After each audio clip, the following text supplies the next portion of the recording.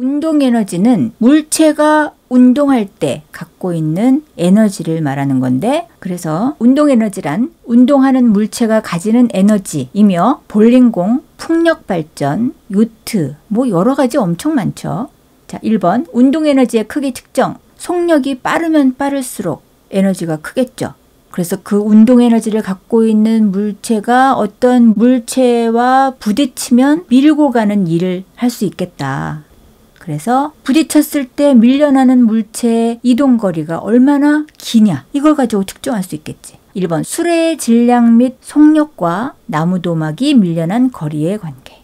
자, 수레가 이제 운동 에너지를 갖고 있는 주체고, 수레의 질량과 속력이 크면 클수록 그것과 부딪힌 나무도막이 많이 밀려날 것이다. 그래서 나무도막이 밀려난 거리는 수레의 질량에 비례하고 수레의 속력에 비례하는데, 속력의 제곱에 비례해. 속력이 2배, 3배, 4배 이렇게 커지면 그 충격을 줄 수 있는 그 여파가 4배, 9배, 16배가 된다는 거야.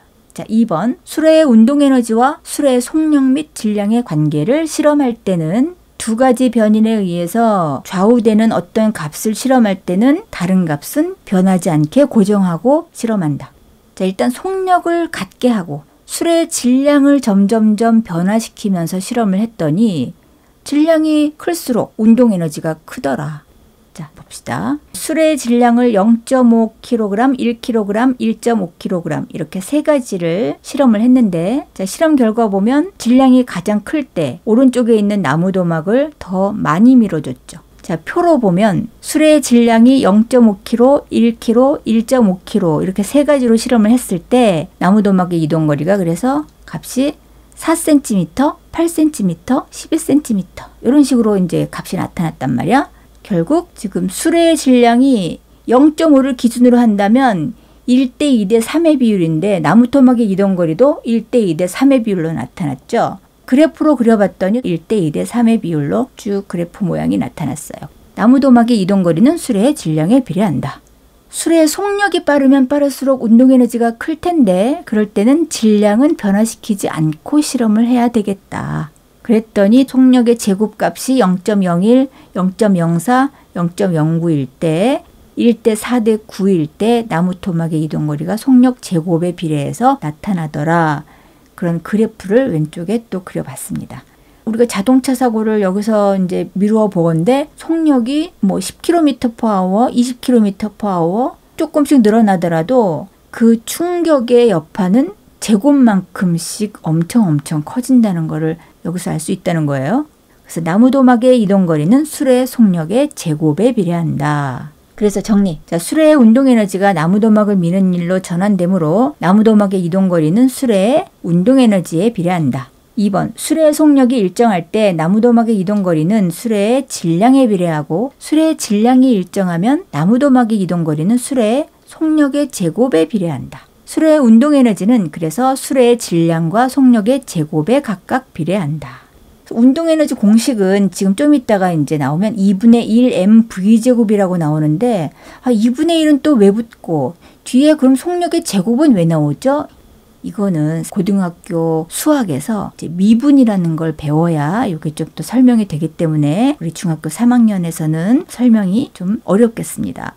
궁금증은 그때 가서 이제 해결을 하는 걸로 하고, 지금 여기 EK가 나오는데 카이네틱 에너지가 운동 에너지라는 뜻이에요. 그럼 속력과 운동 에너지의 그래프는 어떻게 됩니까? 그러면 속력이 1, 2, 3, 4 이렇게 하나씩 증가할 때 운동 에너지는 1, 4, 9, 16 이렇게 간다는 거죠. 속력의 제곱에 비례하는 거니까 속력값이 1, 2, 3, 4 가면 운동 에너지는 1, 4, 9, 16. 이거는 y는 ax제곱 그래프, 2차 함수 그래프죠. 속력이 1, 2, 3, 4배 갈수록 운동에너지는 속력의 제곱만큼에 비례한다는 얘기고, 속력이 1, 2, 3, 4배 갈 때 기울기가 자꾸 커지는 그래프가 바로 2차 함수 그래프인 거예요. 그래서 저런 모양이 나온다라고 참고적으로 알고 계세요. 혹시 어려운 문제를 내기를 좋아하시는 선생님께서는 저런 거를 시험 문제에 내실 때는 수업 시간에 꼭 짚고 넘어가시겠지만 한번 배우고 나면 확실히 기억이 나요.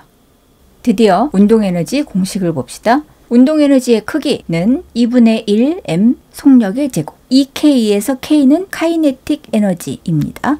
단위는 줄을 붙이면 됩니다. 그리고 여기서도 M은 질량이니까 킬로그램을 붙이고 V는 미터 퍼 세크를 붙였을 때 줄을 붙일 자격이 있습니다.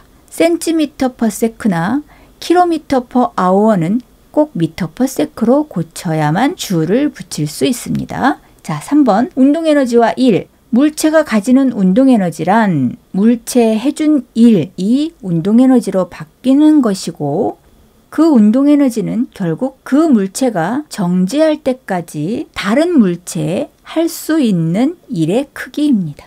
자, 문제 연습해보자. 매끄러운 수평면 위에서 5m/s의 속력으로 운동하고 있는 2kg인 수레에 운동 방향으로 일을 해주었더니 수레의 속력이 7m/s가 되었다. 내가 빠뜨리는 숫자가 없도록 체크를 해놓고 수레가 받는 일의 양은? 라고 물어봤어. 자, 그림을 보니까 2kg짜리 물체가 5m/s로 달려오고 있네. 그리고 7m/s로 오른쪽에 또 화살표가 있네. 아, 속력이 더 증가했죠. 수레가 받은 일의 양은 그럼 처음에 갖고 있던 운동에너지에 일을 받아서 그만큼 더 추가가 된 거죠. 그러면 결국 원래 갖고 있던 운동에너지 더하기 받은 일이 7m/s 속력의 수레의 운동에너지가 되므로 받은 일은 나중 속력을 갖게 된 수레의 운동에너지에서 처음에 원래 갖고 있던 운동에너지를 빼주면 되겠다. 이렇게 식으로 써줬어요. 그러면 나중에 운동에너지는 2분의 1 mv제곱이니까 2분의 1 곱하기 2 곱하기 7의 제곱. 그 다음에 2분의 1 곱하기 mv제곱 하는데 속력이 5였을 때는 25줄이 될 테니까 49줄에서 25줄을 빼면 수레가 받은 일이 24줄인 거예요. 이 물체에 도대체 무슨 사건이 일어났는가를 잘 이해해서 계산을 하면 돼요. 자, 이렇게 연습 문제 좀 더 할 건데 단위가 이제 걱정된다고 얘기한 적이 있어요. 얘기를 해줄게. 그 3학년 3단은 두 번째 강의잖아. 여기에서 보면 자, 1이란 물체를 밀어주는 거랑 들어 올리는 거랑 두 가지인데 밀어주면 운동에너지가 생기고 들어 올려주면 위치에너지가 생긴다. 그럼 그런 애들이 에너지를 가지고 어떤 물체에 부딪히면 나무 토막을 밀어주고 이렇게 일과 에너지가 서로서로 막 전환된다. 이게 핵심이잖아요. 그랬을 때 초등학교 때부터 많이 해봤기 때문에 기본적인 단위는 알아. 거리는 미터, 그 다음에 속력은 미터/세크. 자, 근데 우리 중학교 1학년 때 뉴턴이라는 단위를 배웠죠. 킬로그램에다 9.8 곱하면 이제 무게라는 힘의 단위가 또 뉴턴이야. 그래서 힘을 가지고 이동을 해주면 그때 일을 해주는데 단위가 줄이고 일은 결국 에너지고 에너지는 곧 일이고 그래서 모든 일과 에너지는 단위를 공통으로 줄을 씁니다. 근데 여기서 꼭 기억할 건 뉴턴 미터를 곱하면 줄로 바꿔줄 수 있다. 이번 시간에 배운 게 바로 이거예요. 앞으로 계속 연습을 할 때 뉴턴 미터를 곱하면 이렇게 마음 편하게 그냥 선생님만 믿고 그냥 줄을 써도 된다. 그리고 9.8mh에서도 9.8mh라는 게 9.8m 킬로그램을 곱하면 질량을 곱하는 순간 그게 뉴턴으로 바뀌고 h를 곱하면 미터가 되기 때문에 뉴턴 미터를 벌써 한 거야. 그래서 9.8mh를 우리가 계산하는 순간 뉴턴 미터를 계산한 거고 위치 에너지라서 줄이 당연히 따라오게 되는 거예요. 속력의 제곱까지 하다 보면 더 알고 싶은 사람을 위해서 공식과 단위를 정리한 강의가 있지만 지금 이걸 왜 얘기하냐면 여기까지 배운 걸 가지고 내는 문제에서는 위치 에너지는 9.8mh를 계산하고 운동 에너지는 2분의 1 mv제곱을 계산해서 에너지는 무조건 줄을 붙여주면 모든 문제는 그냥 단순하게 끝나. 주어진 숫자 가지고 공식에 맞게 계산만 하면 전혀 문제가 없다. 대신 센티미터나 미터, 킬로그램, 그램 뭐 이런 것만 잘 고쳐서 계산을 하시면 된다는 말씀. 자, 연습 문제. 자, 그림을 보니까 10N의 힘을 오른쪽 방향으로 줘서 10kg짜리가 오른쪽으로 막 슉슉슉 이동했네. 근데 10kg짜리는 여기서 의미가 없는 것 같아. 왜냐면 저거는 질량이고 뭔가 이제 중력이 잡아당길 때, 작용할 때나 쓰는 값인데 여기서 지금 10N만 줘도 얘가 오른쪽으로 2m를 움직였어. 그럼 나무 토막이 갖게 된 속력은 얼마냐 그랬으니까 지금 저렇게 10N의 힘으로 2m를 일을 해준 거죠. 에너지를 준 거지. 그러면 밀어준 일이 10N 곱하기 2m겠죠? 그게 바로 2분의 1 m v제곱으로 전환됐다 이거죠. 그럼 10N 곱하기 2m가 20줄인데 20줄이 2분의 1 mv제곱으로 바뀌었으니까 v제곱이 얼마야? v제곱이 4니까 v는 2인데 이럴 때 왼쪽은 줄이고 오른쪽은 2분의 1 mv제곱이니까 단위를 막 써가지고 계산을 해야 되느냐. 전혀 걱정 없이 그냥 왼쪽도 줄이고 1의 단위니까 오른쪽도 운동에너지니까 줄이고 한 다음에 V의 단위가 전혀 지금 안 나왔지만 그냥 V는 2m/s라고 쓰란 말이에요. 자, 그래서 속력은 2m/s입니다. 자, 이번에는 자동차의 제동거리. 제동거리는 뭐냐? 속력이 막 증가하고 이동하는 것만 나왔는데 뭔 소리냐? 지금 저번 강의에서 가속운동과 감속운동은 같은 의미라고 그랬죠? 가속도 값이 플러스냐 마이너스냐 이렇게 표현하는 거라 그랬어요. 자, 그러면 지금 이 운동은 감속운동이야. 자동차가 오른쪽으로 가는데 이를 오른쪽에서 왼쪽으로 해주면서 못 가게 막는 거예요. 갖고 있던 운동에너지만큼 계속 막는 일을 해줬을 때 멈췄다. 이게 바로 이제 가속운동이 아니고 감속운동의 원리지. 어렵게 생각할 거 없이 얘가 갖고 있던 운동에너지와 똑같은 양의 에너지만큼 얘가 일을 해주면 되는 거지. 그러면 자동차가 지금 못 가게 하려면 브레이크를 밟아서 마찰력을 일으켜야지. 그래서 처음에 갖고 있던 운동에너지와 마찰력 곱하기 제동거리, 즉 브레이크가 해준 일의 양이 똑같은 때까지 일을 해주는 거다. 2m/s의 속도로 달리던 수레가 정지해 있던 나무도막에 부딪혀 2m를 지나 멈추었다. 나무토막과 바닥과의 마찰력은 얼마인가? 지금 왼쪽에 있던 수레가 오다가 나무토막에 부딪혔어. 그래서 쭉 밀고 가다가 멈췄네. 갖고 있던 운동에너지가 다 소모될 때까지 밀고 간 거죠. 그러면 갖고 있던 운동에너지가 있었고 그 다음에 오른쪽에 나무토막을 중심으로 보면 얘가 E를 받았어. W는 Fs만큼 받았는데 그건 바로 바닥과 나무토막과의 마찰력 곱하기 제동거리만큼 E를 받았습니다.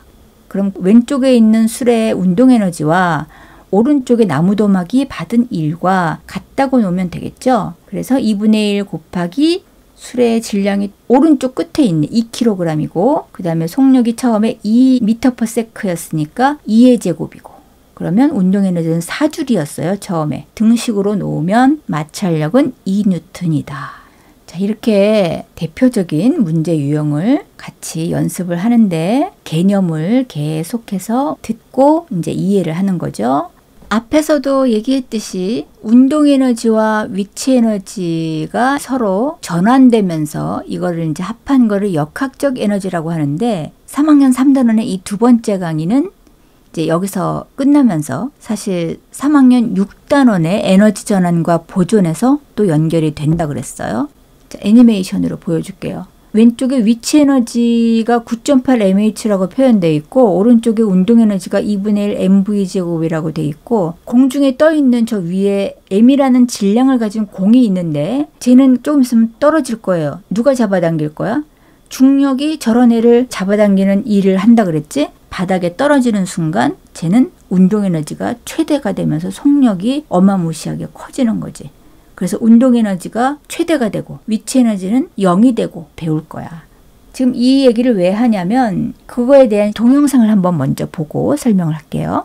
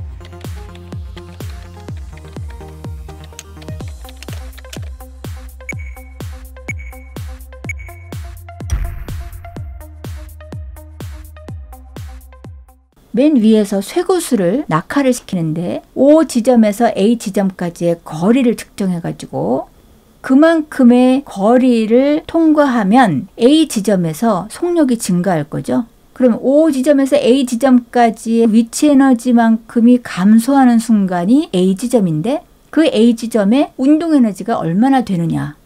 그건 어디서부터 왔을까? O 지점에서 갖고 있던 위치 에너지가 쭉 떨어지면서 A 지점의 운동 에너지로 바뀌었겠지 라는 거를 우리가 실험해 보자. 그래서 A 지점의 운동 에너지를 어떻게 측정하느냐? 자, 먼저 읽어봅시다. 쇠구슬이 O점에서 A점까지 떨어지는 동안 중력이 구슬의 한 일의 양은 그건 위치 에너지만큼의 일을 해준 거죠. 0.54줄이 나오는데 거리를 재고 쇠구슬의 질량을 구해서 9.8 mH를 구했더니 저렇게 나왔다. 그 다음에 A점에서 쇠구슬의 운동 에너지는 속력 측정기를 측정했더니 3.13의 평균값이 나왔죠. 그럼 2분의 1 mv제곱으로 0.54줄이 나왔어. 똑같죠?